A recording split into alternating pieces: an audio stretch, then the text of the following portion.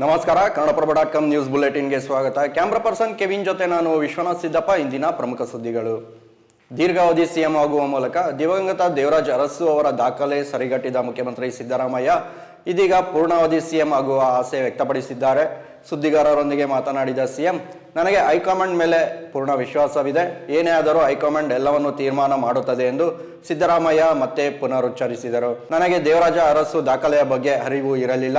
ಯಾವ ದಾಖಲೆ ಮುರಿಯಬೇಕು ಎಂಬುದು ನನ್ನ ಗಮನದಲ್ಲಿ ಇರಲಿಲ್ಲ. ಜನರ ಆಶೀರ್ವಾದದಿಂದ ಎಲ್ಲ ನಡೆದು ಹೋಗಿದೆ. ಇವತ್ತು ದೇವರಾಜ ಅರಸು ದಾಖಲೆ ಸರಿಗಟ್ಟಿದ್ದೇನೆ. ಇಲ್ಲಿಯವರೆಗಿನ ರಾಜಕೀಯ ತೃಪ್ತಿ ಕೊಟ್ಟಿದೆ. ನನ್ನ ರಾಜಕೀಯ ಜೀವನದಲ್ಲಿ ಶಾಸಕನಾದೆ, ಡಿಸಿಎಂ, ಸಿಎಂ ಎಲ್ಲವೂ ಆದೆ. ದಾಖಲೆಯ ಬಜೆಟ್ ಕೂಡ ಮಂಡಿಸಿದೆ ಎಂದು ಸಿದ್ದರಾಮಯ್ಯ ಸಂತಸ ವ್ಯಕ್ತಪಡಿಸಿದರು.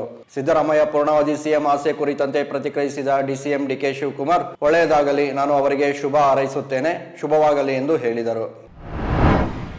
ಬಳ್ಳಾರಿಯಲ್ಲಿ ಬ್ಯಾನರ್ ಗಲಾಟೆ ವೇಳೆ ಫೈರಿಂಗ್ನಿಂದ ಮೃತಪಟ್ಟ ಕಾಂಗ್ರೆಸ್ ಕಾರ್ಯಕರ್ತನ ಕುಟುಂಬಕ್ಕೆ 25 ಲಕ್ಷ ರು ನಗದು ಪರಿಹಾರ ನೀಡಿದ್ದ ಸಚಿವ ಜಮೀರ್ ಅಹಮದ್ ಖಾನ್ಗೆ ಹೊಸ ಸಂಕಷ್ಟ ಎದುರಾಗಿದ್ದು, ಸಚಿವನ ವಿರುದ್ಧ ಆದಾಯ ತೆರಿಗೆ ಇಲಾಖೆಗೆ ಹಿಂದೂ ಸಂಘಟನೆಗಳ ಮುಖಂಡ ತೇಜಸ್ ಗೌಡ ಲಿಖಿತ ದೂರು ದಾಖಲಿಸಿದ್ದಾರೆ.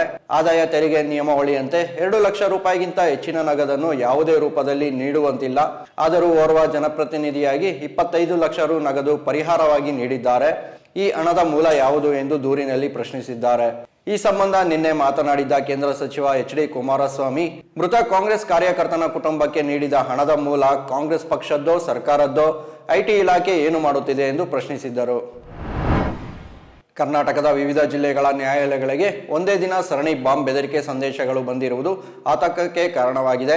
ಬಾಗಲಕೋಟೆ, ಮೈಸೂರು, ಗದಗ, ಧಾರವಾಡ ಹಾಗೂ ಹಾಸನ ಜಿಲ್ಲೆಯ ನ್ಯಾಯಾಲಯಗಳಿಗೆ ಇಮೇಲ್ ಹಾಗೂ ಕರೆ ಮುಖಾಂತರ ಬಾಂಬ್ ಇಟ್ಟಿರುವುದಾಗಿ ಬೆದರಿಕೆ ಬಂದ ಹಿನ್ನೆಲೆಯಲ್ಲಿ ನ್ಯಾಯಾಲಯಗಳ ಕಲಾಪಗಳನ್ನು ತಾತ್ಕಾಲಿಕವಾಗಿ ಸ್ಥಗಿತಗೊಳಿಸಿ ನ್ಯಾಯಮೂರ್ತಿಗಳು, ವಕೀಲರು ಹಾಗೂ ಸಿಬ್ಬಂದಿಗಳನ್ನು ಹೊರಗೆ ಕಳಿಸಲಾಗಿತ್ತು. ಭದ್ರತಾ ದೃಷ್ಟಿಯಿಂದ ಮುಂಜಾಗ್ರತಾ ಕ್ರಮ ಕೈಗೊಂಡಿದ್ದ ಪೊಲೀಸರು ಶ್ವಾನದಳ ಬಾಂಬ್ ಡಿಟೆಕ್ಟರ್ಗಳ ಮೂಲಕ ಶೋಧ ನಡೆಸಿದರು. ತನಿಖಾ ಇಲಾಖೆಗಳು ಹೈ ಅಲರ್ಟ್ ಆಗಿದ್ದು, ಈ ಬೆದರಿಕೆಗಳ ಹಿಂದಿನವರ ಪತ್ತೆಗೆ ಪೊಲೀಸರು ತನಿಖೆ ಕೈಗೊಂಡಿದ್ದಾರೆ. ಆರ್ಎಸ್ಎಸ್ ಕುರಿತು ಅವಹೇಳನಕಾರಿ ಹೇಳಿಕೆ ನೀಡಿದ ಆರೋಪದ ಹಿನ್ನೆಲೆಯಲ್ಲಿ ಗ್ರಾಮೀಣಾಭಿವೃದ್ಧಿ ಮತ್ತು ಪಂಚಾಯತ್ ರಾಜ್ ಸಚಿವ ಪ್ರಿಯಾಂಕ್ ಖರ್ಗೆ, ಆರೋಗ್ಯ ಮತ್ತು ಕುಟುಂಬ ಕಲ್ಯಾಣ ಸಚಿವ ದಿನೇಶ್ ಗುಂಡೂರಾವ್ ಹಾಗೂ ಕರ್ನಾಟಕ ರಾಜ್ಯ ಯುವ ಕಾಂಗ್ರೆಸ್ ಮಾಜಿ ಅಧ್ಯಕ್ಷ ಮೊಹಮ್ಮದ್ ನಲ್ಪಾಡ್ಗೆ ನಗರದ ಮ್ಯಾಜಿಸ್ಟ್ರೇಟ್ ಕೋರ್ಟ್ ನೋಟಿಸ್ ಜಾರಿ ಮಾಡಿದೆ. ಆರ್ಎಸ್ಎಸ್ ಸದಸ್ಯರಾದ ತೇಜಸ್ ಎಂಬುವರು ಸಲ್ಲಿಸಿದ ಖಾಸಗಿ ದೂರಿನ ಮೇರೆಗೆ ನ್ಯಾಯಾಲಯ ಮೂವರಿಗೆ ನೋಟಿಸ್ ಜಾರಿ ಮಾಡಿದ್ದು, ಪ್ರಕರಣದ ವಿಚಾರಣೆಯನ್ನು ಜನವರಿ 14ಕ್ಕೆ ಮುಂದೂಡಿದೆ. ಆರ್ಎಸ್ಎಸ್ನವರು ವಿಷಕಾರಿಗಳು, ಅವರೊಂದಿಗೆ ಸ್ನೇಹ ಮಾಡಬೇಡಿ, ಅವರು ಕುಟುಂಬದವರಾಗಲಿ, ಸಹೋದರನಾಗಲಿ, ತಂದೆ ಅಥವಾ ಮಗನಾಗಿರಲಿ, ಅವರು ವಿಷಕಾರಿಗಳು ಎಂದು ಪ್ರಿಯಾಂಕ್ ಖರ್ಗೆ ಪೋಸ್ಟ್ ಮಾಡಿದ್ದರು.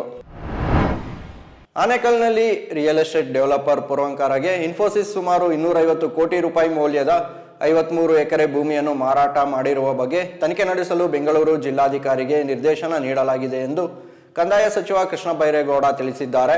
ಇನ್ಫೋಸಿಸ್ಗೆ ಸೇರಿದ ಭೂಮಿಯನ್ನು ಮಾರಾಟ ಮಾಡಿರುವ ಬಗ್ಗೆ ತನಿಖೆ ನಡೆಸಲು ಸೂಚಿಸಲಾಗಿದೆ. ತನಿಖೆಯ ಫಲಿತಾಂಶ ಬಂದ ನಂತರ ತಪ್ಪಿತಸ್ಥರೆಂದು ಕಂಡು ಬಂದವರ ವಿರುದ್ಧ ಕ್ರಮ ಕೈಗೊಳ್ಳಲಾಗುವುದು ಎಂದರು.